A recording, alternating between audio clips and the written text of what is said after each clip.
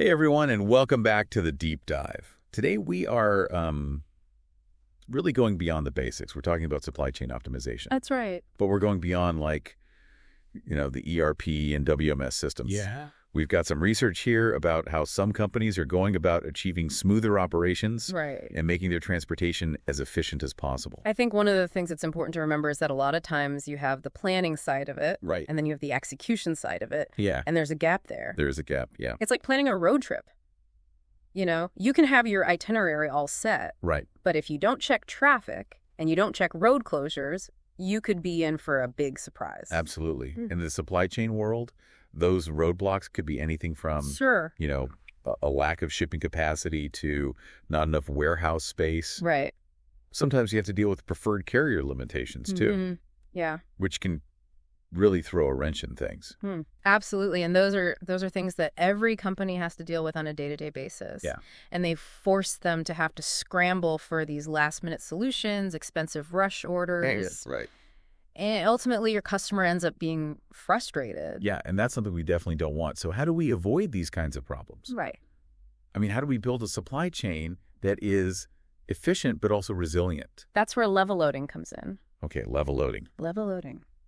Tell me more. Yeah. What is that? So level loading is really about shifting the focus from putting out fires to thinking strategically. Gotcha. So instead of just looking at what's happening next week or the week after, you're looking 30 plus days out. Wow, okay. So you can anticipate demand a little bit better and as a result, smooth out your production and distribution. So can you give me an example? Like, how does this actually work in a real world situation? Sure. We studied a company that by implementing level loading, they were able to reduce their touches on inventory by 85%. 85. Wow. What did they do to get those kinds of results? Well, a big part of it was strategically managing stock transfers. Okay. So making sure that the flow of goods between locations was really smooth. Gotcha. And because of that, their relationships with their preferred carriers got a lot better. So it's not just about internal efficiency. It's not. It's also about the relationships you build with your partners. That's exactly right. It's about becoming a customer of choice for those carriers. Okay. And having those carriers accept your shipments the first time that you tender them. But doesn't giving those carriers more predictable volumes also potentially give them more leverage when it comes to, negotiating rates? Well, that's true. But you have to remember, this has to be a win-win. Okay, yeah. So you benefit from the predictability, the reliability, the cost savings, but the carrier also benefits from knowing that they have that volume coming their way. So how do we make sure that happens? It comes down to good communication. Okay. You have to share your long-term forecasts with your carrier partners, involve them in the planning process. Yeah. Okay. That way you can both come up with solutions that are mutually beneficial. I like that. So it sounds like level loading is not just a, quick fix. It's not. It's a way of thinking strategically about your entire supply chain. Yeah, it impacts the entire ecosystem. It really does. Yeah. Yeah. So we've talked about efficiency and carrier relationships. Right. But what about the people? I mean, how does level loading affect the people That's a great who point. are actually doing the work? One of the great benefits of level loading is it reduces the amount of, firefighting that people have to do. Got it. You're able to plan ahead. You're able to think strategically. Right. And as a result, Yeah. people are happier. They are. They're less stressed. Less stressed, yeah. And, happier employees are definitely a good thing. Absolutely. Absolutely. We also have to think about the environment. Sure.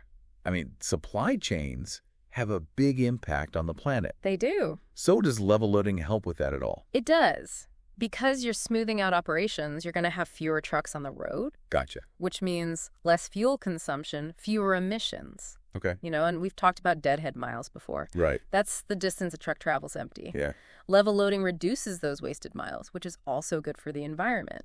So level loading is good for business. It is. It's good for the people. Yeah. And it's good for the planet. Are there any downsides?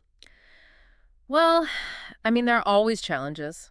You have to shift your mindset. You have to be willing to collaborate. Yeah. You need good data, accurate forecasts. Right. It's an investment. It's not just about buying a software program. Gotcha. It's about changing the way you think about and manage your supply chain.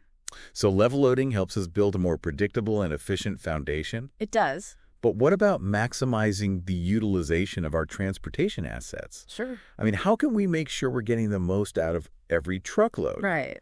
That's where load optimization comes in. It does. We're going to dive into that right after this. Okay. Stay with us. Sounds good. So load optimization, it's really about making the most of the space you have in your trucks. Right. A lot of people assume that, trucks are always full. Yeah, I would think so. But that's not necessarily the case. It's not. In fact, research shows that companies can leave anywhere from 5 to 10% of their truck space unused. 5 to 10%, that's a lot of wasted space. Why is that happening? Well, part of the problem is that companies are relying on these older systems to figure out how to load their trucks. Gotcha. And those systems are really basic. They just look at weight and cube. Right. They don't consider all the other factors. Yeah, like what? That go into creating a really efficient load. Give me an example. Well, think about it. You can't just cram as much as you can into a truck. Right. You have to think about how things are placed. Okay, yeah. To make sure that the load is stable and secure. Gotcha. And that you're making the most of the space. So it's almost like a giant game of Tetris, but in real life. Exactly. So besides weight and cube, what other factors are important? Well, you have to think about the weight of each item. Okay. The dimensions, how fragile it is. Right. Even the order in which things are loaded can make a big difference. It does. Absolutely. And then there are axle weight restrictions. Axle weight restrictions, what are those? So those are limits on how much weight can be placed on each axle of a truck. Gotcha. And those restrictions vary from state to state. Oh, wow. That's complicated. It can be. And if you don't consider them, you could end up with fines, delays, even having to unload and reload your truck. So how do companies keep track of all this? Well, technology can really help. Okay. There are load optimization algorithms that can analyze all this data, everything we've talked about. Yeah. They can figure out the most efficient and secure way to load a truck. So it takes the guesswork out of it. It does, and it does it much better than a human could. Right. Because it can process so much information. Okay, so give me an example. Has this worked for any companies? Sure. We studied a company that used load optimization software to guide their forklift drivers when they were loading trucks. Gotcha. So each pallet was placed in exactly the right spot to maximize the space and minimize damage. Makes sense. And what were the results? They saw significant cost savings. Okay, good. And their customers were happier because there was less damage to their goods. I like it. So everyone wins. That's right. But how do they get their employees to buy into using this new software? That's a really important point. Change management is crucial. Okay. You have to involve employees from the beginning. Gotcha. Explain the benefits, provide training. So it's not just about the technology, it's about the people too. Absolutely. When people understand how the technology can make their jobs easier and make the company more efficient, they're much more likely to support it. Makes sense. Now, this company you mentioned, did they see any other benefit besides the cost savings and reduced damage? They also started encouraging their customers to order in larger quantities. Gotcha. Because they knew they could fit more on the trucks. Right. So they were using the technology to their advantage. Right. And it benefited their customers, too. How so? Because they were able to get lower freight charges when they ordered more. That's a win-win for everyone. It is. It's a great example of how collaboration can really improve the supply chain.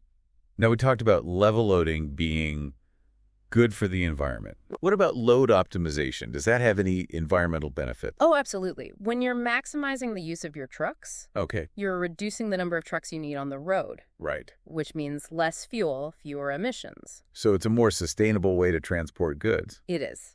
Now, I know our listeners are busy executives, so why should they prioritize load optimization? Because it can have a real impact on their bottom line. Okay. We're talking about a potential 5 to 10% reduction in freight costs. Wow, that's significant. It is, and in today's economy, every penny counts. Absolutely. But it's not just about the cost savings, is it? No, it's not. It's also about making your supply chain more resilient. Okay, in what way? Well, when you have fewer trucks on the road, you're less vulnerable to disruptions. Like what? Things like traffic, weather, unexpected events. Right. So load optimization helps you build a more agile and responsive supply chain. I like that. So where do we start? I mean, this all sounds great, but it can be overwhelming. I understand, but you don't have to do everything at once. Okay, good. Start small. Focus on one area. Okay. Maybe try optimizing outbound shipments from one distribution center. Gotcha. Or find a technology partner who can help you. So it's about taking small steps. It is. And building momentum. Exactly. Supply chain optimization, it's a journey, not a destination. Well said. It really is. We've been talking a lot about technology and algorithms. Right. But at the end of the day, it's the people who make it all work. That's true. So how do we make sure our people are ready for this increasingly complex world? Yeah. It's true, we have been focusing a lot on all this cool new technology. Yeah. But I think it's really important to remember that none of it works without skilled people. Absolutely. Who can make smart decisions and be flexible when things change. You need to invest in training your people. Okay. Give them the skills they need to really use these technologies. Yeah. In a way that benefits the company. But it's more than just technical skills, right? It is. It's about fostering this culture of continuous learning. Okay. Where people aren't afraid to try new things. Right. To question the way things have always been done. Yeah. And to really embrace using data to solve problems. It's about building a workplace where people feel valued. Right. And empowered to do their best work. Exactly. Exactly. And I think this all ties back to what we were talking about earlier about the importance of collaboration. It does. Not just within the company, but also with our partners, like our carriers. Collaboration is absolutely essential. Yeah. When everyone's working together, sharing information, and focus on the same goals, you can create a supply chain that's more efficient, more resilient, and ultimately more profitable for everyone. So as we wrap up today's deep dive, I want to leave our listeners with one final question. Knowing what you know now about level loading and load optimization, what's one small change you could make today to start seeing improvements in your own operations? That's a great question. Maybe just start by talking to your team about level loading. Okay. Or maybe check out some of the load optimization software that's available. So start small. But start somewhere. Exactly. Every journey begins with a single step. Very well said. And that's a wrap for today's deep dive into supply chain optimization. Thanks for joining us. We'll be back soon with more insights and strategies to help you navigate the ever-changing world of supply chain management. Until then, keep learning and keep innovating.